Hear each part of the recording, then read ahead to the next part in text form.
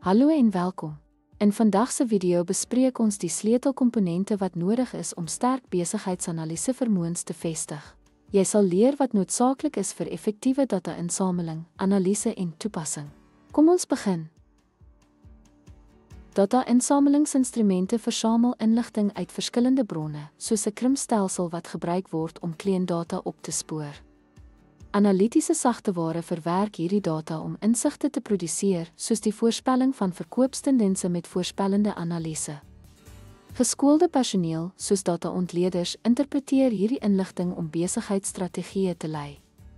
Databeheer verseker die kwaliteit, sekuriteit en nakoming van data deur gevestigde beleide, soos privaatheidsprotokolle om kliëntinligting te beskerm.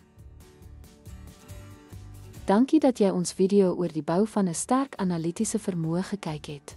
Soos ons bespreek het, verg dit die regte mengsel van gereedskap, talent, bestuur en sagteware om data in waardevolle insigte te omskep.